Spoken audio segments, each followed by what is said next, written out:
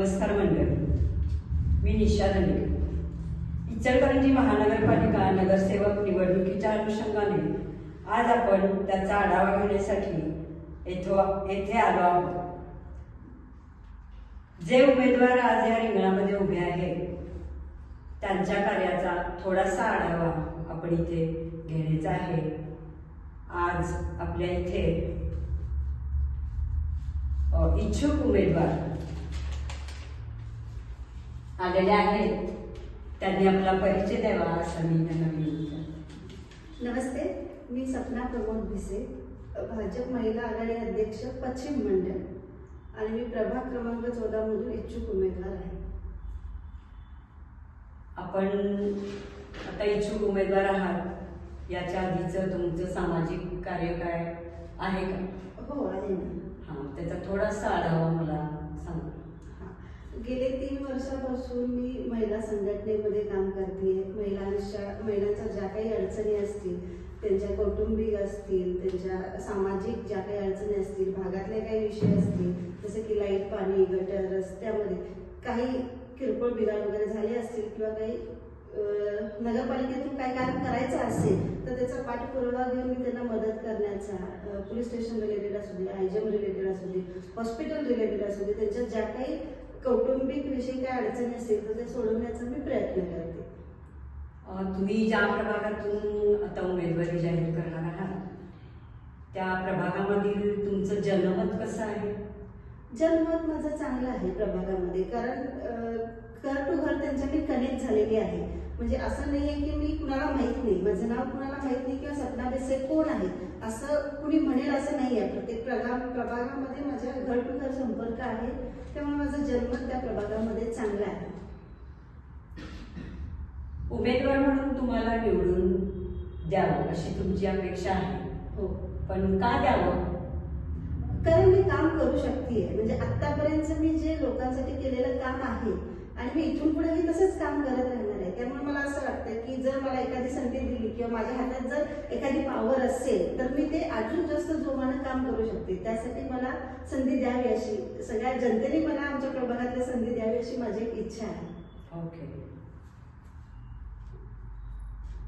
सामाजिक क्षेत्रातून राजकीय क्षेत्राकडे वळण्याचा तुमचा दृष्टिकोन आहे. कशासाठी? ह्याच्यासाठीच की एखादं कसं असतं, आपण सामाजिक कार्य हे करत असतो, त्याची दखलही चांगली घेतली जाते जसं की घेतलेली आहे. पण एखादं कुठलंही समजा आता एक रस्त्याचं काम आहे, गल्लीतलं किंवा भागातलं रस्त्याचं काम आहे, ते राजकीय एखादं काहीतरी पद असल्याशिवाय ते गोष्टीची शिफारस असल्याशिवाय ते काम पुढे जात नाही. आणि अशा काही मोठ्या मोठ्या गोष्टी असतात, ते करण्यासाठी एखादी राजकीय प्लॅटफॉर्म असावा असं वाटतं. त्यामुळे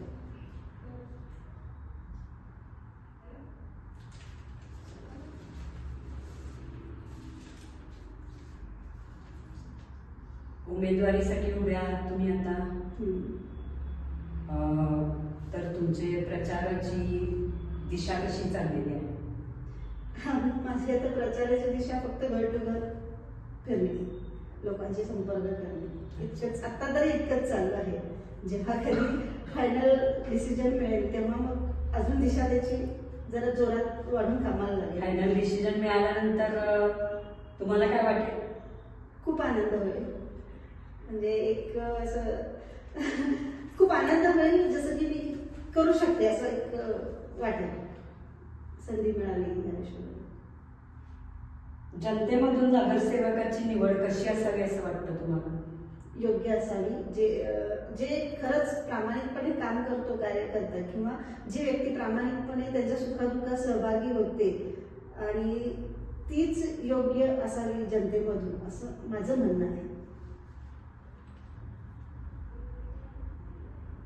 आतापर्यंत सरकारी खजान्यातून म्हणा किंवा क्षेत्रातून म्हणा बऱ्याच योजना उपलब्ध झालेल्या आहेत, अंमलात आलेल्या आहेत. या सगळ्या योजनांची अंमलबजावणी ज्यावेळी झाली किंवा त्या आपल्यापर्यंत पोहोचल्या तेव्हा तुम्ही जनलोकांपर्यंत त्या कशा पोहोचवल्या? आम्ही आता हे लाडक्या बहिणींचे वगैरे जे KYC लाडक्या बहिणींचे जेव्हा चालू झाली योजना तेव्हा आम्ही कॅम्प लावले होते. त्याची म्हणजे जेणेकरून त्या महिला आपल्यापर्यंत पोहोचतील आणि त्यांचे ते लाडक्या बहिणींचे पैसे मिळून जातील. तसेच सोबत आता आपल्या परवा KYC जे करायचं होतं, लाडक्या बहिणींचंच KYC करायचं होतं, त्याच्यासाठी पण आम्ही प्रत्येक भागाभागामध्ये कॅम्प लावले होते, जेणेकरून ती योजना प्रत्येक महिलांच्या आम्ही दारापर्यंत त्यांच्या गेलो होतो की बाबा एखादा पर्टिक्युलर भाग आहे तिथे एका ठिकाणी लावलं की त्या भागातल्या सगळ्या महिला तिथं जमतील. त्या हिशोबाने आम्ही लोकांच्यापर्यंत योजना घेऊन पोहोचलेलो आहे आणि हां तसं पोहोचलो. लाडक्या बहिणींच्या योजना का पोहोचवल्या तुम्ही? नाही, बाकीच्या सगळ्या योजना पोहोचलेल्या आहेत पण ऑफिस थ्रू पोहोचलेल्या आहेत. हे बाकीच्या ज्या योजना आहेत जसं की रेशन कार्डच्या, संजय गांधीच्या, या सगळ्या योजना पोहोचलेल्या आहेत पण आम्ही घर टू घर त्यांच्या घरापर्यंत लाडकी बहीण घेऊन गेलो असं मला सांगायचं आहे. प्रभागामध्ये उभे राहिलं, प्रभागातील बरेच कार्य तुमचं आहे, पण समजा एखादा दुसऱ्या प्रभागातील किंवा इतर भागातील कोण व्यक्ती तुमच्याकडे काही कामानिमित्त आली तर तुम्ही अगदी प्रामाणिकपणे त्याचं काम कराल का? हो, नक्की करेल. आतापर्यंत फक्त प्रभाग पडले, त्याच्या आधी प्रभाग असं नव्हतं. आम्ही म्हणजे महिला आघाडी थ्रू आम्ही पूर्ण इचलकरंजीमध्ये काम केले, इचलकरंजी इव्हन 5 गावांमध्ये पण काम केलेलं आहे. त्यामुळे दुसऱ्या प्रभागातला माणूस माझ्याकडे आला आणि मी काम करणार नाही हे तर काही शक्य नाही आहे. तर मी प्रत्येक प्रभागातला माणूस हा आमच्या घरचाच आहे, माझाच तरी भाऊ आहे, कोणी बहीण आहे, आई आहे, या हिशोबानेच माझं काम असणार आहे आणि नक्की असणार आहे. सामाजिक आणि राजकीय क्षेत्र फार वेगळं आहे, कारण सामाजिक क्षेत्र हे पूर्ण संपर्क साधत असतो, राजकीय क्षेत्रात तसं नसतं. त्यामुळं राजकीय क्षेत्रामध्ये आता तुम्ही उतरला, निवडून आला तर तुम्ही पहिलं काम कोणतं कराल? जसं माझं सामाजिक कार्य होतं मी तेच कार्य पुढे चालू ठेवण्याचं, कारण काहीतरी बदल करायला पाहिजे. जसं की सगळेच जसं करतात तसं करलं तर मग माझ्यात पण काही फरक राहणार नाही. तर मला मी जसं आधी सामाजिक कार्य करत होते तसंच तेच काम मी राजकीय कार्य हे माझं सामाजिक कार्य आहे हे डोक्यात ठेवूनच मी काम करत राहील. टीका आणि आरोप हे तर असतातच, सामाजिक कार्य करा किंवा राजकीय क्षेत्रात उतरा, त्याच्यावर तुमची प्रतिक्रिया काय?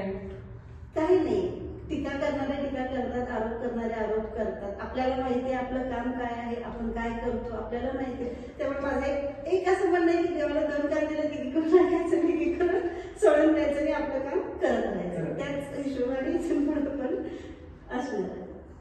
तुम्हाला आता उमेदवारी मिळणार, जाहीर होणार, तुम्ही कार्यरत असंच पुढे ती वाटचाल चालू ठेवणार का? नक्कीच ठेवणार, नक्कीच ठेवणार. उमेदवारी मिळाली किंवा नाही मिळाली तरी काम आहे ते करत राहणार, हे आपलं कर्तव्य आहे आणि ती जबाबदारी आहे. त्यामुळे ते नक्की ॲज इट इज करत राहणार. धन्यवाद. थँक्यू.